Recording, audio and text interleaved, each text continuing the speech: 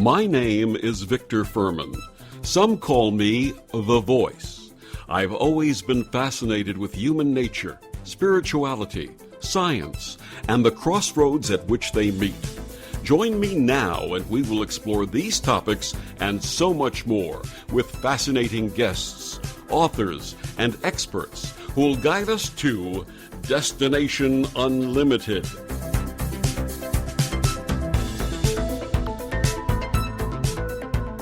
My guest tonight is a woman who, like myself and many of the guests I welcome to this program, most definitely marches to the beat of the different drummer. By profession, she's a medical laboratory technologist specializing in hematology and transfusion medicine. By calling, she's a wellness and inversion enthusiast, nutrition lover, spiritual researcher, world traveler, sound healing guide, explorer of true human history, alternative researcher into human potential, and a teacher of love. She's been described as a cross between George Carlin and Minnie Pearl. You may recognize her if you see a lovely and enthusiastic woman walking down the street wearing a tinfoil hat. Please welcome the tinfoil hat lady, Beata Van Berkom. Good evening, Beata. Good evening. Thank you for having me on. And thank you so much for joining us tonight. Now, it's wonderful to welcome a fellow open-minded and open-hearted resident of the starship we call Earth. Please tell us how you arrived here. Well, I guess in the conventional way, but I believe that I'm here at this time just to help us remember to come from the heart and to help us remember that we are spiritual beings having a physical experience, because I really believe that this is a very special time in our human consciousness evolution. So my journey brings me here now just to help support and remind the rest of my fellow human beings that that is what we are, that we are human beings and not human doings. Absolutely. And you said your arrival at this time, meaning that you also believe you've been here many times or know that you've been here many times before. Yeah. And interestingly enough, I've been told that just by going to different readings and stuff. People will often say, wow, you haven't been here for a long time, or wow, you've come back with a specific purpose, or wow, you didn't really have to come here. What are you doing here? You know, stuff like that. So I've been told that I'm an old soul, and I've been told that the old souls are the ones who keep coming back for one of two reasons, either for service or because they haven't learned the last group of incarnations, and I think I'm somewhere between the two. Right. But it could be a little of both for myself as well, no doubt. A little of both. Now, you're a self-described Canadian born in America. Please share about your early life and how you found yourself north of the border. Right. Well, I was born into a really large family in North Dakota, the Van Berkom family, and a wonderful family, Baptist family. So I had a lot of training in the church. And when I was about 6 years old, my parents went through a divorce. And so I moved back to where my mother's hometown was in Canada. So I moved here to Saskatoon, Saskatchewan, which is sort of the belly button of Canada, when I was 6 years old. And I think that was around 1971. And then, of course, I had to adapt to a whole new culture up here in Canada. And it was kind of a good thing. I was sort of left to my own devices then. I didn't have to sort of take after my family. It allowed me to sort of follow my own path, if you will, because we didn't end up going to church, but I did end up going to a Catholic school up here. And so then I learned about Catholicism after, the Baptist church.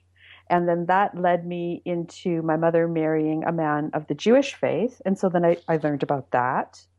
And then when I got older, I got into performing in theater and, things like that, seeing the world a little bit differently.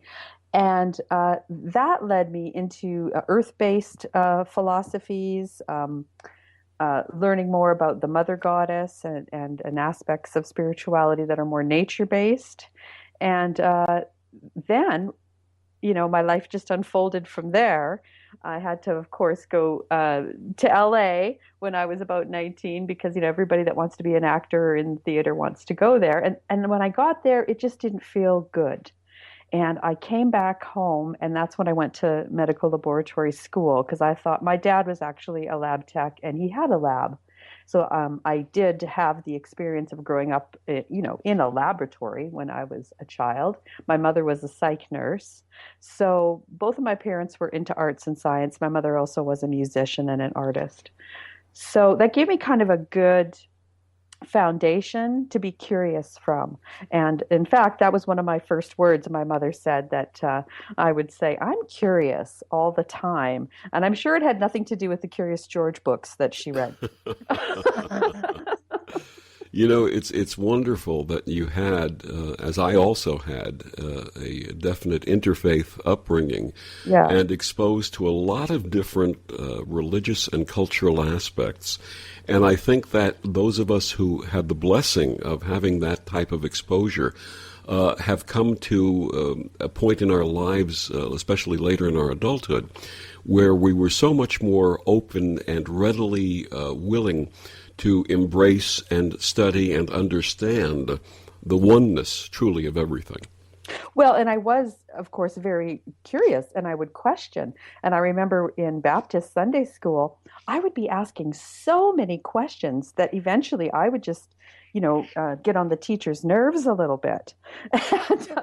And they told my mother that it would be better if my mother gave me something to chew on during, so I had to wear this rubber blue pretzel around my neck, like a teething ring, and I could chew on it, and then I wouldn't ask so many cheeky questions. Oh boy, I know that all too well. I know that, it's interesting. Many of us who came into this incarnation, and I think you and I may be contemporaries, or near contemporaries, with the open mind, with the open heart, with the open soul, looked at the challenges between science and spirituality and asked a lot of what might have been considered at the time to be either inappropriate or questions that for younger children should not have been asked, or were questions that seemed to challenge the establishment and the authority.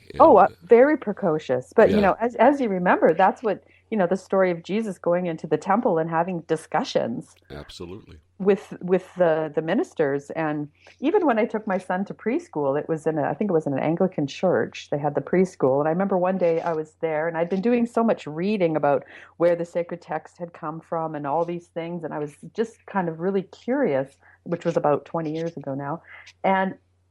And I started talking to this minister that was there. He was so wonderful to talk to me. He told me about the J document, the L document, all of these ancient texts, and it was just wonderful to be able to have this wonderful conversation. And he was kind of excited because I don't think anybody had ever walked into his church and started asking him all this stuff. Yeah. And I think you've had the same blessing that I've had, and that many of us on this path have had, is that we've run into a lot of very open-hearted and open-minded clergy of different faiths who are very willing to open up and expand and not necessarily walk the line of doctrine, but embrace everything. Well, sure. The heart is the main thing. And, when I think of the images that I saw in Catholic school of Jesus with this flaming heart, and he always had one finger pointing up, the other hand, the finger pointing down. Mm-hmm. Now I've come to the point to realize that what that actually could represent is the burning away of ego so that we can move through that heart chakra, coming from the intellect of the solar plexus, moving up into the spiritual realms. We need to burn that ego away, and that lets us access the spiritual. I have a whole teaching on the chakra system and the four subtle bodies and how information moves up our spine and how we're processing information all the time so we can then stand under or have an understanding of a process concept. So to me, those icons, and sometimes in India, you see them too. I went to India one time to do a film, and the sacred statues over there had a similar thing with a man standing with one finger pointing up on this hand, another finger pointing down on this hand. And it sort of came to my mind, well, that's the same thing as the Jesus. Absolutely. And the flaming heart, to really burn through that ego and to be able to access the higher understanding. And very much in the way of the god Shiva. Right. Because Shiva comes to destroy, but also to build, because you have to create. You can only build when you've created the vacuum and remove the old and that which no longer serves us. Right, exactly. You got to prepare. You got to, oh, like, oh, gee, prepare the way. You have to prepare the way for that knowing and that consciousness flow. And that's where we are right now. We're at a point in our consciousness evolution as human beings that we can really start to understand our place in the cosmos and the importance of our species. Absolutely. So, Yeah. so what do you see in this world of ours today, with all of the denseness that seems to be? Is that just the natural way things evolve? That as more light comes in, then there's a balance with darkness. What do you see is happening in our world today? Well, I think light and dark are kind of negations of Hmm. each other. I wouldn't say they're opposites. It's just dark can't be where light is, Hmm. and light can't be where dark is. Um, Physically, if like let's say I was in a light room and I opened a door into a bedroom that didn't have a light on. Now the light is going to go into that darkness. Hmm. The darkness doesn't come out of the bedroom and suck up all the light in the living room. So our world is a little bit, the way we're taught is a little bit wrong. So if I watch the news, I'm going to believe that that darkness is going to come out of the bedroom and suck up all the light in the living room, when really that's not what's going on. The light is always stronger. The light is always moving into the darkness. So I think in our world, our understanding of our world, unfortunately, sometimes comes only from the mainstream media. And the stories that they're telling us are keeping us in a frequency range that's very narrow and not very elevated. They only want to tell us stories about things that are tragic, crimes that are horrific, wars that are terrible. But there's really a lot of good things going on. Absolutely, and we're going to share more of those good things with our wonderful guest, Beata Van Berkom, on Destination Unlimited after these brief messages. Being a radio host on IOM-FM allows you to build your show on a rich platform with the power of the Internet to fulfill your outreach goals and connect with a very specialized and global online audience, unlimited by time and distance. OMTimes Radio will provide you with web relevance, a recognizable conscious brand, and with the standard of excellence that has accompanied every single OMTimes endeavor. Host your show with OMTimes Radio Network. Do you have time to read that inspiring book or that blog post you've been meaning to get to? In your busy world, how do you improve yourself and keep your life going? I'm Lisa Kay, and my Between Heaven and Earth radio show can transform your life just by listening. Be uplifted with inspiring topics, positive stories, and ideas that really work. Between Heaven and Earth Radio is conscious living for your soul, every Wednesday at 4 p.m. Eastern Time.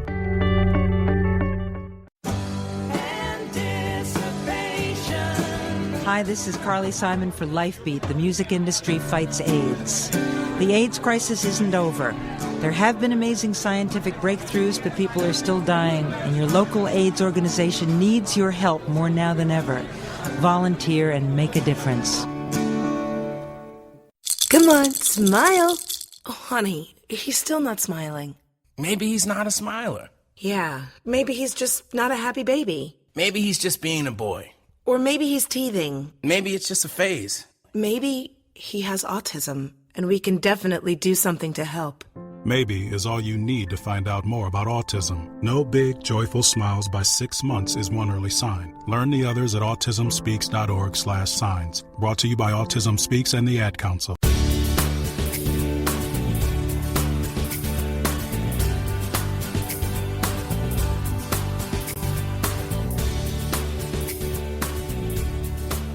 And we're back with Beata Van Berkom, our wonderful guest this evening, the Tinfoil Hat Lady. Now, with so many wonderful avenues that we can explore together this evening, let's first focus on the corporeal.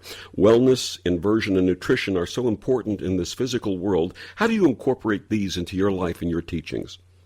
Well, I found out that I was a celiac. I'm a celiac sprue. So that means that I can't eat gluten. That means I can't digest it. So that started me on understanding how I needed to get nutrition into my body. So I've been really focused on making sure that I get enough protein, and not just from meat sources. And it's not like I'm a vegetarian, but I am more conscious of getting my protein from plant sources. And I also, again, can't eat a lot of gluten. So I've had to have, I'd have to really look at what I'm eating. And that has been a real eye opener for me. Like when I had my son, I had a C-section. Well, I wouldn't stop bleeding. I almost bled out because I didn't even have enough vitamin K in my system to for clot clotting, for clotting.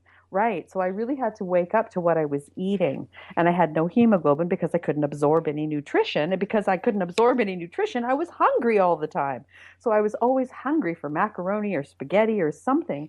But that really wasn't what I should be eating. So I've learned over the last 15 years how to eat a lot better. And now that I'm aging, so I'm going to be 53 on my next birthday, of course, collagen, hyaluronic acids, and probiotics like eating alfalfa sprouts is a really good way to get probiotics. You can take a pill, but you can also get them through food. Inversion came into my life because I was very physical. I was an aerobics instructor. Well, first of all, I did a show called The Subversive Lecture of Tinfoil Hat Lady, which is a great little comedy show, 27 minutes long. You can see on my YouTube channel. But when I saw myself in 2007, I was like really out of shape when I saw myself in the show. So I became a fitness instructor with Belly Fit Fitness. And then my body, again, from overwork, started to break down a little bit. And I realized, I really need to stretch or something. I got plantar fasciitis. And I saw a little video on inversion. Now, after about 50 years on the planet, gravity really pushes you down. Oh, yeah. Yeah. And we get a lot of compaction in the lower back and the spine, and all our nerves are hooked into our spine. So I got an inversion table and I started to do it. And just small little angles of inclination. I only go maximum 60, but you definitely work your way up to it. Now, what happened was my left hip just popped right out. Here, I had been teaching aerobics classes with an impacted hip. I didn't even know. Then I started to be able to go up and down the stairs a little better because both my feet were pushing equally. Then some of the lower lumbar spine, I guess, in my back, or what, I can't remember what they're called now, the bones in your back. Vertebrae. The vertebrae. Yeah, the vertebrae in my lumbar spine just really started to stretch out. And one day I got a real release, like a pop, and I went, like on the table. And now my tailbone and my lower back have so much more mobility. And you can also twist on there, and you can push with your hands on the handles and really stretch your hips out. So all your organs, all your digestive hose and everything is all getting lifted up and away. And it just resets all your joints, your knees, your ankles, your hips from just hanging at a slightly inverted angle. Now, this was really popular in the early 70s and I think the beginning of the 80s, but people were doing it too much. They were hanging at extreme angles for long amounts of time. And that's not what this is about. So it's come back into fashion now a little bit because people have learned just to use gentle inversion for shorter amounts of time. So, for example, when you do a session on your table at a 60-degree inversion, how long would you be in that position? Well, what it is you have to really see how you're feeling that day. Now, if I'm hanging, I'm probably hanging no more than maybe a minute and a half, and then I'm coming up and rocking. And then stretching, and then I'm going back down again. So it's self-directed in that way. So there's no set, you must hang for 5 minutes. It's not like that. Each of my clients that come, we have to meet them where they are. So we gently increase the angle, and the amount of time that they're hanging depends on how they're feeling. So as soon as the client starts to feel discomfort, well, then we're going to come back up and we're going to take a break. So in essence, what inversion does, and I'm not taking anything away from the wonderful medical art of chiropractic, it's sort of like self-chiropractic because by doing the inversion, you're actually starting to bring the space between the vertebrae, separate them, put them back into their normal configuration. Oh, definitely. And it's all done, and I used to love my chiropractor. Don't get me wrong. I'm still yay about chiropractors. However, I certainly haven't had to go see my chiropractor since I've been doing this. And I've also been taking, once in a while, a Rolfing session, which is sort of a deep massage. But the inversion is a very simple, very natural way because you're just using gravity and your own body weight. And in terms of inversion, for folks who have issues, for example, like high blood pressure, how does that come into play? Yeah, it might not be right for everyone. Okay. On my website, tinfoilhatlady.com, you can click up on tinfoil therapies, and I do give a list of contraindications, for people that, might have like, when you have acid reflux, you might not want to do inversion if you suffer from that. Mm-hmm. If you're pregnant, probably don't want to do inversion. Again, high blood pressure, probably not a good idea to lower your head like that. Right. Right? So it's not for everybody, but for the vast majority of people, it's a very gentle and safe and natural way to realign the whole body. So you have inversion therapy, you have the work with nutrition, and what other things do you incorporate in your wellness program for your clients? Well, another thing I like to remind people of is sound. First was the Word, and the Word was with God, Mm-hmm. John. Okay, so sound is the basic creative principle. When we make a sound, that makes a beautiful geometric form that goes out into the world. When you're making sound, that's resonating in your body. Your body is 70% water. Now, I don't know if you know the work of Dr. Emoto. Absolutely, sure. Right. So the intention affects the way the water crystallizes. Now, when we're making sounds, I just use the C scale. So we start right at middle C, and I use different vowel sounds. And we do repetitions of that vowel sound using those notes. And that way we're balancing and aligning each of the chakras in the subtle body system. So it's sort of like chanting mantram. Exactly. Can you give us an example of some, please? You mean the actual vowel sound? Yeah. Let's hear what it Sure. sounds like. So middle C. I wish I had my little piano in front of me. I'm in the front room here. But it would be like, so do, re, mi, fa, so, just like that. So right. Instead of do, it would be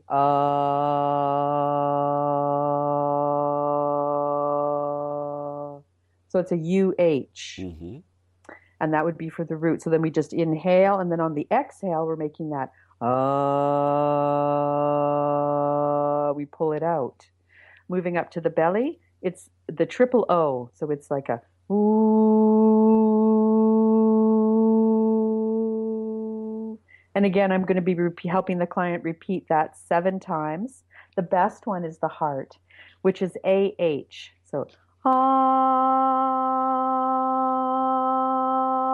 it's a beautiful feeling. I think in schools in the morning when they get kids into the auditorium, this is what we should be doing with our children to prepare them to learn.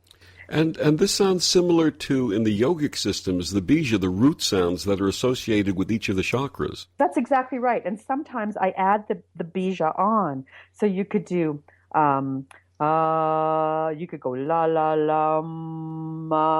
You start with the root for the bija for the root is lam. Mm-hmm. So you can do the bija first and then move into the English vowel. So you can incorporate them.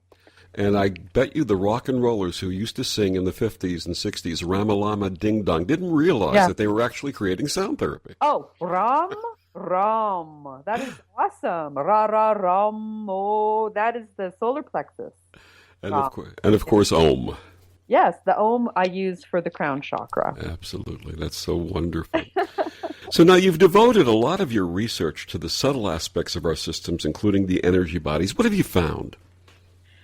Well, the main thing is, I guess, the blueprint or the structure, that we are our physical body, but then we're also like a little Russian nesting doll, right? So if you think of your physical body, right next to your physical body, you have your emotional body, layered onto that, the mental body, and then the spiritual body. Now, those 3 subtle bodies are sewn into your physical body by those vortex chakra points. And these are like mini black holes. I don't know if you know about Nassim Haramehn's work. No. Okay. Well, he's found that every cell in the body is basically a black hole. So every cell in the body is giving out a little, like there's a torus shape in nature that if you, like, say, if you cut an apple in half, you can kind of see it. Yes. With red blood cells, we see it too. They're little donut shapes, little Yes. toruses. And that's basically how energy goes out and refeeds back in. And your body does this from your crown to your root, processing information through all your subtle body systems through the chakras. And the universe even does it. The galaxy even does it. So this is how we're informing the void of our intention, we're informing the universe, and then the universe is feeding us back. So basically, just by that information going in and coming out, your physical body is manifest. That's Nassim's great discovery. So in this process, unlike a black hole where the light goes in and never comes back out, this is a true transference. But it does. At a different part of the universe, yes, at a different part of the universe. Well, there's different ways of looking at it. Like, say, if you look at the spiral galaxy from the side, think about that middle having two vortexes, one coming out the top and one coming out the bottom. And basically, it's coming out the top and up into the bottom, but it's always refeeding in on itself. So there's always a communication with the unseen world to the seen world, because we're in the third dimension, but this is a very limited, like our eyes can only see the 7 visible colors, right? Red, orange, yellow, green, blue, indigo, violet. But there's a whole big magnetic spectrum out there. We are just focused in, as we're incarnate in the physical, into this little material box. However, the greater reality goes beyond this physical. And we're going to share more about that greater reality with our wonderful guest, Beata Van Berkom, after these messages. But first, Beata, please tell our listeners how they can find out more about you and your work. It's easy. You just go to tinfoilhatlady.com. tinfoilhatlady.com. What a wonderful website. And we will be back with more of Beata Van Berkom after these messages on Destination Unlimited.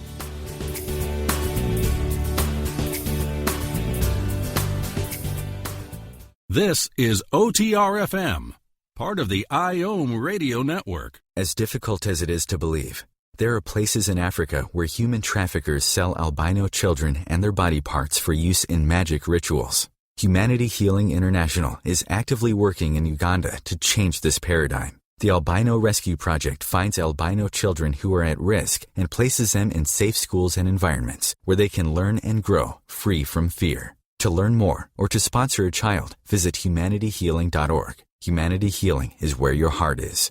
It's 6:42 p.m. Time for Steve Plato and his son Dylan to do the dishes. They talk about everything from the yuckiness of girls to the awesomeness of his soccer team. Sometimes they don't talk at all. Then, hey! The dreaded splash fight. It's Dad o'clock, and it's the best time of the day. Because the smallest moments can have the biggest impact on a child's life. Take time to be a dad today. Call 877-4DAD-411 or visit fatherhood.gov. Brought to you by the U.S. Department of Health and Human Services and the Ad Council. Are you in an interfaith relationship and thinking of getting married? For 18 years, Reverend Laurie Sue Brockway has been creating personalized, loving, and romantic ceremonies for couples of all faiths and cultural backgrounds.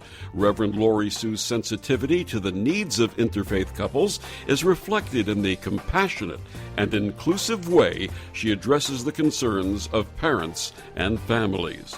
Reverend Laurie Sue is also the author of several best-selling books on interfaith weddings and wedding vows. Selected as one of the top interfaith officiants by New York Magazine, Reverend Laurie Sue serves couples in the New York metropolitan area and beyond. Find out more at her website, yourinterfaithwedding.com.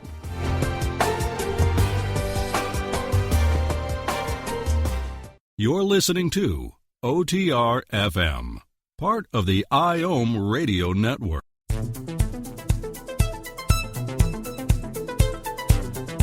And we're back on Destination Unlimited. My guest this evening, Beata Van Berkom.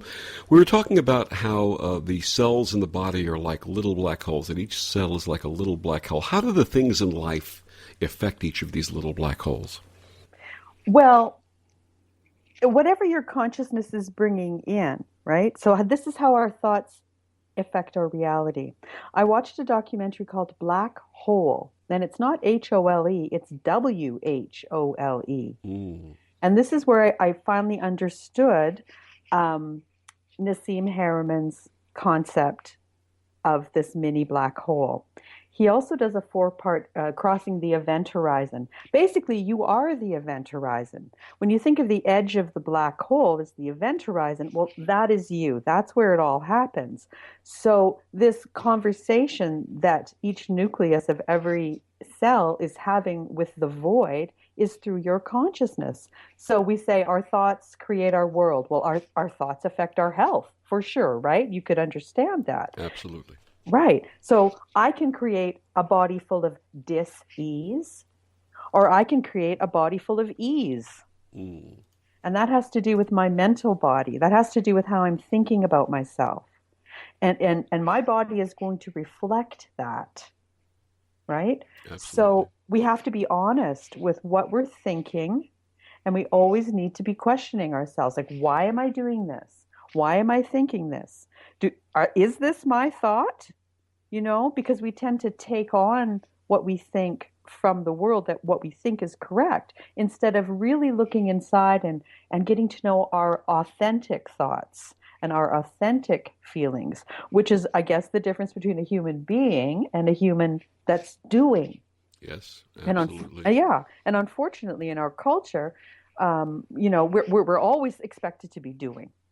There doesn't seem to be a lot of events and things and social requirements that support being.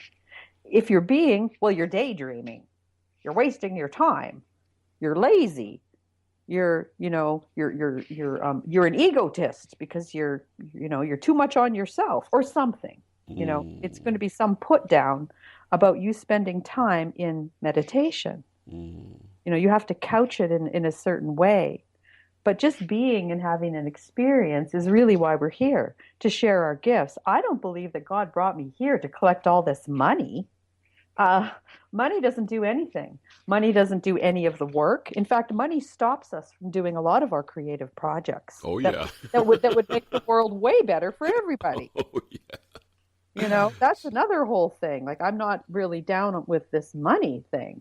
So true. You know, you mentioned the word whole, W-H-O-L-E, and about 35 years ago, when I was sort of reconnecting with my natural path, I was attending a series of Friday evening salons at this wonderful woman's house here in New York.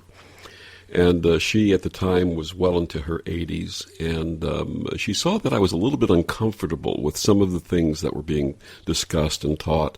Not that I was uncomfortable, I just wasn't connecting with her, understanding it. And she took me aside one night, and she said, "I'd like to share something with you, if I may." And I said, "Absolutely." And she said, "God does not require us to be holy, but God would love for us to be whole." Yeah. And when she said that to me, it absolutely changed my life. Right. This whole concept of embracing everything that we are and learning everything we possibly can and not allowing fixed thoughts to dominate our lives. Well, sure, and that's just it. If you come from a fixed thought, then you have the static landscape that you're reacting from.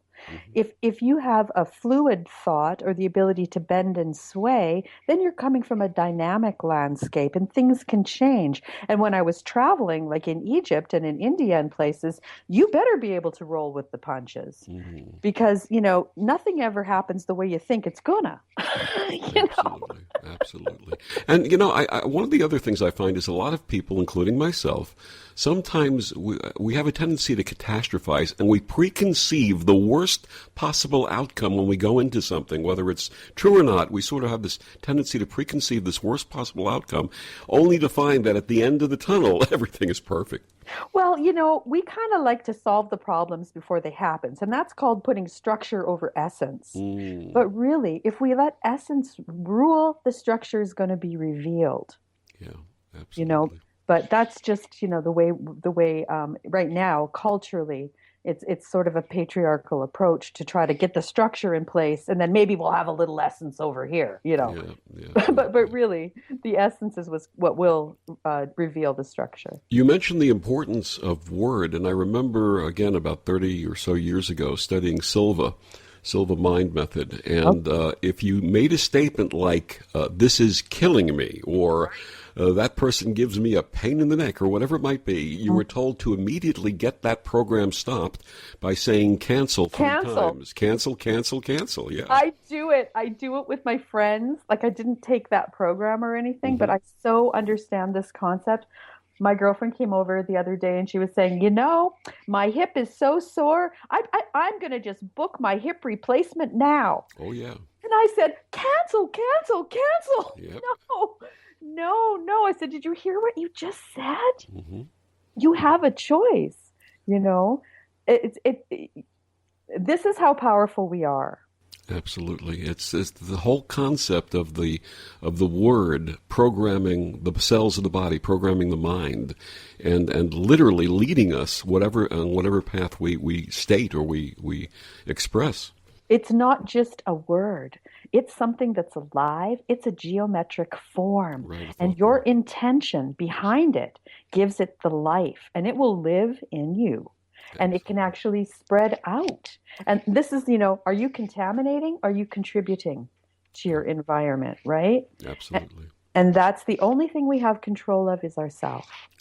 Now, in addition to, you had mentioned the sound healing in the earlier segment, what other things do you do in terms of promoting the health of these subtle bodies? Well, I use tuning forks as well. The Holy Harmony tuning forks by Dr. Len Horowitz. I don't know if you've heard of those. Yes. The solfeggio frequencies, I use those on my clients. I also have drums. I've built hoop drums.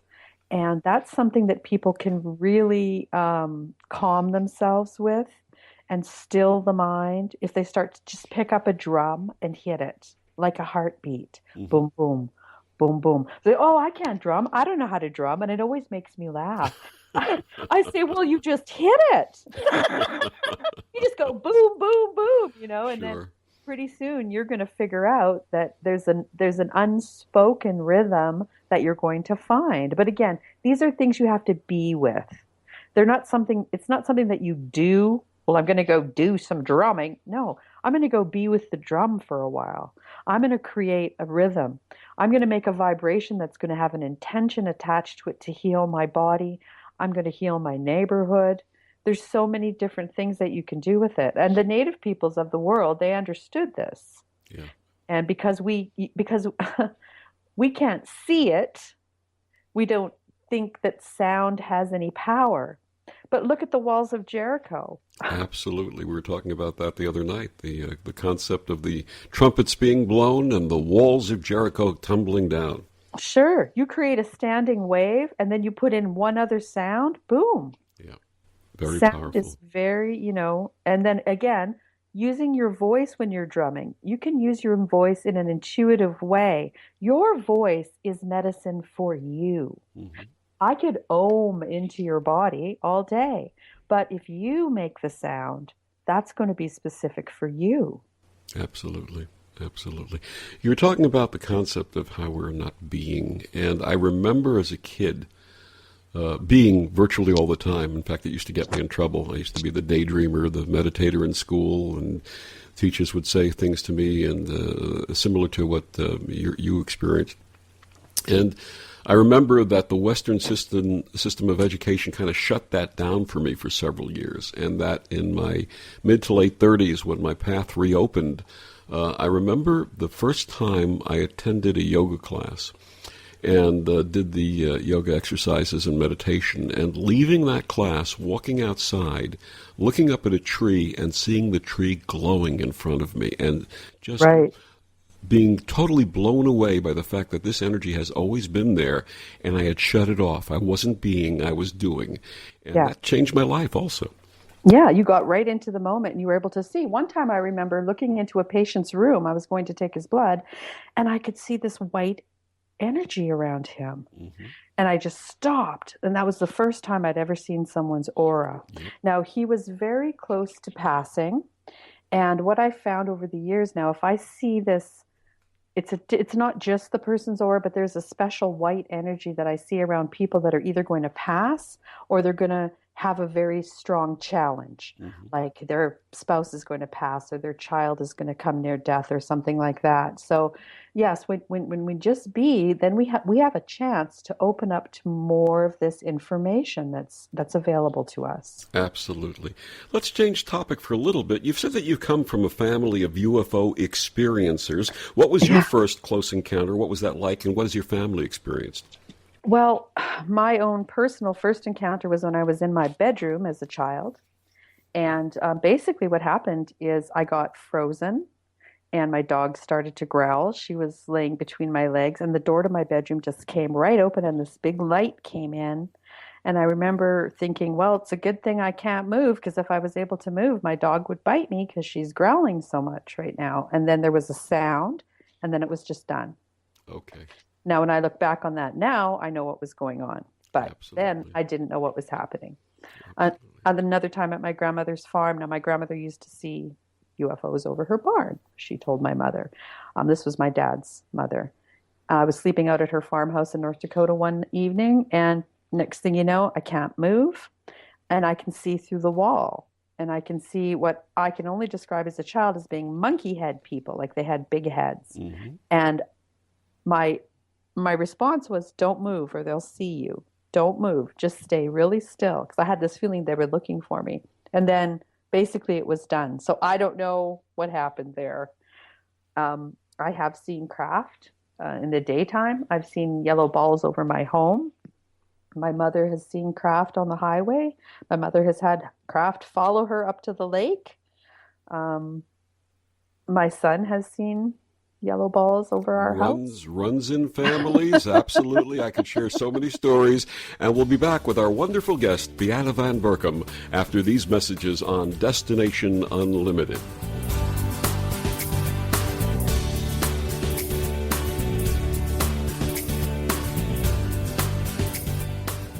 The number one reason girls drop out of school in sub-Saharan Africa is lack of access to feminine hygiene products. The Pads for Schoolgirls Project, an outreach of Humanity Healing International, is changing this paradigm by setting up sewing programs at schools, teaching girls a vocational skill, while producing the reusable pads that help keep them attending classes. The girls pay it forward by making and giving pad kits to other girls in need. To learn more, visit humanityhealing.org. Humanity Healing is where your heart is. Hi, this is Sylvia Henderson, intuitive life coach and energy healer. Are you ready to elevate and rise way above your normal? Be sure to listen to my show, Intuitive Transformations, on OMTimes Radio, Sunday evenings at 9 p.m. Eastern. Get the inspiration you need to transform your life. OMTimes Magazine is one of the leading online content providers of positivity, wellness, and personal empowerment. A philanthropic organization, their net proceeds are funneled to support worldwide charity initiatives via Humanity Healing International. Through their commitment to creating community and providing conscious content, they aspire to uplift humanity on a global scale. OMTimes, co-creating a more conscious lifestyle. When Dad needed help getting around, I became his driver. Soon enough, it was up to me to be his housekeeper and financial manager, too. When he moved in, I became his cook and even his nurse. But no matter what roles I play, I know I'm still his daughter.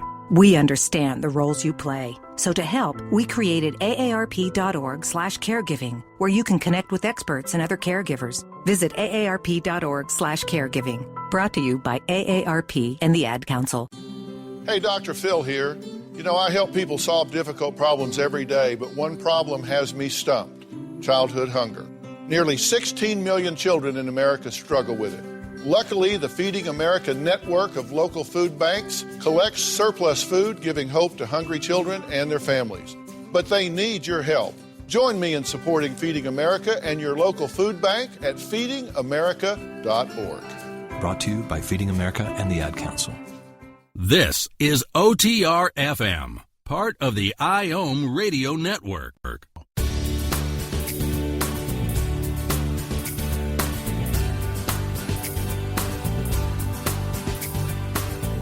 And we're back on Destination Unlimited. My guest this evening, Beata Van Berkom, the Tinfoil Hat Lady. We were talking about UFO experience, ET experience, and close encounters.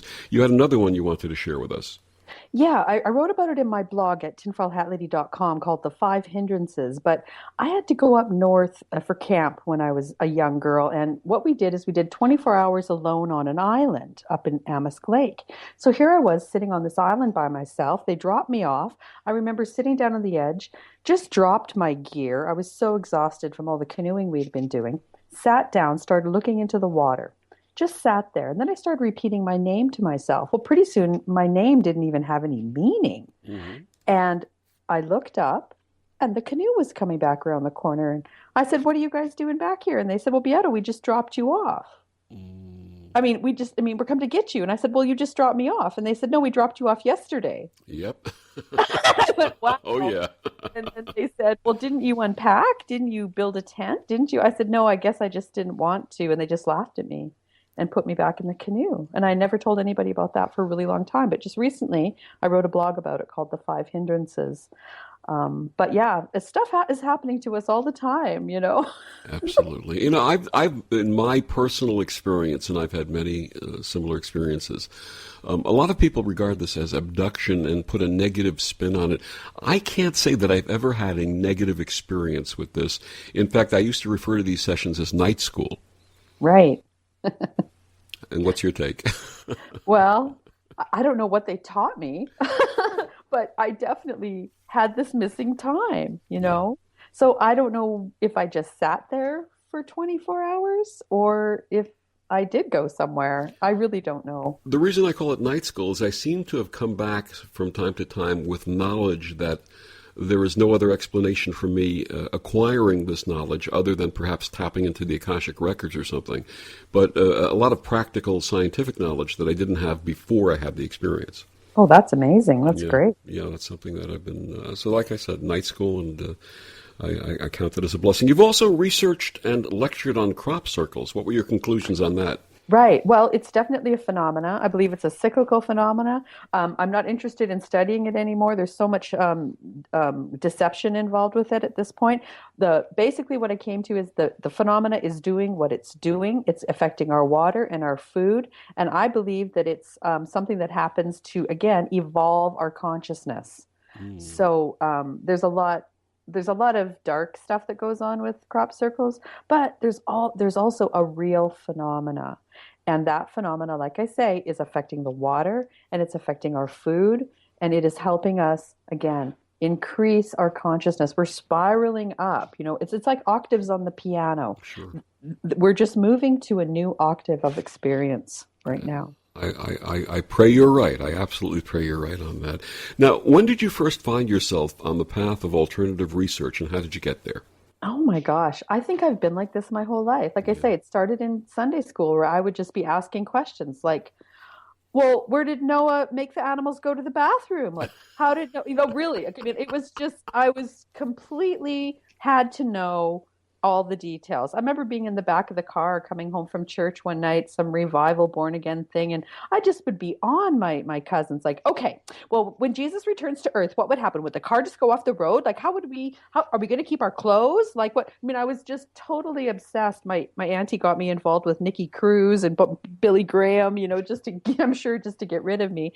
But I think I've just always wanted to know why. Like, why do we celebrate holidays? Well, finally I figured out it's because of the sun. Mm-hmm. It's because of the reality moving around us, right? And then when I learned about nature-based religions, then I started to really hook into that. I was like, oh, we celebrate all these holidays because it has to do with the seasons, and it has to do with when we're going to plant and when we're going to harvest. Absolutely. Right? So if we don't have that calendar, then we don't get food. Yep, absolutely. So I started to learn about, nature, and we're very dissociated from the natural world in our, Unfortunately. I remember reading how nomadic tribes would go to various places and they would eat the food that they would grow in those places based on climate, and that was their natural way of eating. And in those days, there were no stomach diseases, no cancer of the stomach. People were more healthy than they are today. Well, even if you look at the people, the way they eat in India with all their turmeric and all their good spices over there, they have a lot less bowel cancer than we do over here with our processed foods and things, Absolutely. Now, like many of us, your research has led you to the conclusion that history, as we've been taught in Western education, is at best missing a lot of information, and at worst perhaps filled with misinformation. Please take us on a tour of alternative history and how your travels have brought this information to you. Well, I was lucky enough to be able to travel on the first techno-spiritual tour with the Kemet School to Egypt, with Brian Forrester to Peru and Bolivia, and Peru twice, Bolivia once. And what I think is about 12,000 years ago, there was a huge cataclysm on this planet. And there had been a higher functioning civilization at the time that became decimated. So places like the Giza Plateau, per se, like where the Great Pyramid is and the Sphinx, I really believe that the dynastic Egyptians found that place, repurposed those sites. Tiwanaku in Bolivia, Lake Titicaca came out of its, bed and decimated that city there. It's all buried in mud. We're at a very exciting point now where we're actually digging stuff up. It takes years and years and years for us to really get this archaeological work done and to get some perspective. When Petrie was doing all his studying in Egypt, he didn't know what a drill core, we didn't have those machines invented yet. So when he's looking at some of these artifacts with these core drill marks on them that must have been used in diamond tip to go through granite, I mean, he didn't even know. Flanders Petrie, I think his name was. Sure. And so when you go to the places like the Serapeum in Egypt and you see these huge granite boxes, we can't even make 90-degree cuts in a corner of a granite box like that today. Chris Dunn asked a stonemason place that, makes these granite boxes, can you make me a box like this if money is not an option? And they said, well, no, not out of one piece. We can glue 4 pieces together, but we can't cut like that. So when you're actually sitting there on the Giza Plateau looking at, curves and 90-degree corners, and it's incredible. Absolutely. So and you see saw cuts and you see, we don't know what these tools are. I read a document by Matilda McElroy. She was a nurse in the 40s. Apparently she interviewed an alien, quote, quote, that they had there. And I read that document and got a lot of information. And the alien told her that the tools that were used back in the day were shown in the Ponce Stelli's hands at Tiwanaku in Bolivia. And so you go there, you see this statue, and he's holding these strange-looking cups or something. And David Hatcher Childress was with us at the time. He's been on Ancient Aliens a lot. And I said, David, what are those? And he said, well, those are his ritual cups. And I said, well, David, what if those are the tools? What if those snakes are actually, light or sound? That they're cutting these rocks. And when you see some of these cuts, they leave ridge marks. You see them on the unfinished obelisks. You see them in the Longu caves in China. You see them in the Basta caves in Turkey. So there's a weird ridge mark that this ancient tool left. So I think that the history of our planet, because this planet's very dynamic. So we have cataclysms in a cyclical, every once in a while, boom, everything goes bad on this planet and we have to start again. Now, who's helping us start again? That's a whole nother conversation. This actually could be an entire show, this topic that we're talking about. Perhaps we'll have you back again to expand on this. But I just want to say that in your opinion, how many times have there been advanced or technological civilizations on this planet? Oh, I believe that there's been advanced technology on this planet for way back, like 18 million years. Okay, yeah. This is a really long, big story. Like I've been following Cosmic Disclosure on Gaia TV, and what Corey Good is saying is true. This is a really big story. Now we can't get into that right now, but he says that there's people that are living inside our Earth, in the honeycomb Earth, that have been here for 18 million years. That this could be a 25 million year old place. They have high technology, but we are a different type of people that are on the surface than these people who broke away from the human race millions of years ago, and they had to put their infrastructure inside the honeycomb Earth because it's so dynamic on the surface. Absolutely. So if you're going to survive for millions of years, you're not going to build your infrastructure on the surface of this planet. A topic that could take a show unto itself, and we'll definitely have you back to talk about that. Now, those of us who remember the movie Signs recall the scene where Joaquin Phoenix and two children are sitting on a couch wearing tinfoil hats to prevent the aliens from reading their thoughts. How did you become the tinfoil hat lady? Okay, well, the Tinfoil Hat Lady show has to do with 9/11. And it's a satire, sort of, the character is called Hilarious Schnorkel Farkin. And the reason I gave her a tinfoil hat is because she's really worried. She's been doing research and it's not adding up. And like she says, I bake, and I burnt some cookies and my pan never melted and it didn't weaken and my oven is okay. So she's a little bit confused about some of the facts. And the reason I gave her a tinfoil hat was, everybody laughs when they think about a tinfoil hat. Sure. So if she's wearing that tinfoil hat, and your listeners can go see the Subversive Tinfoil Show at tinfoilhatlady.com up in the right-hand corner. You can click on it. And so you can actually listen to her and just laugh at her, or you can listen to her and become educated. Yeah.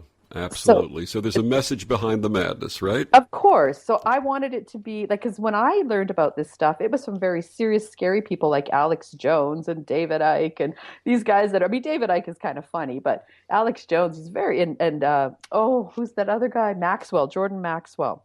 So these guys are really hard and really serious. And I thought, well, I want to say some of this information too, but I want to do it in a funny way. Yep. I want to do it in a way that people can opt in or opt out. Absolutely, and not work from a fear-based place. Exactly. Yeah, absolutely. So what message of hope would you like to share our listeners in this world which seems to be a little bit angry and out of balance? Well, again, like I say, when you open a door into a dark room, the light rushes in. Don't believe that the dark comes out and swallows the light. We are the light, and we are moving into the darkness. And remember, your thoughts create your reality. So we choose every moment. There's nothing outside of you. This is a holographic cafe. So be aware of what you're ordering. Take responsibility. Amen. My wonderful guest, Beata Van Berkom, thank you for joining us tonight. And please tell our listeners how they can find out more about the Tinfoil Hat Lady. You just visit tinfoilhatlady.com. Wonderful. Thank you so much for joining us, and you're definitely going to have to come back. That's my pleasure. And thank you all for joining us on Destination Unlimited. I'm Victor the Voice Furman. Have a great week.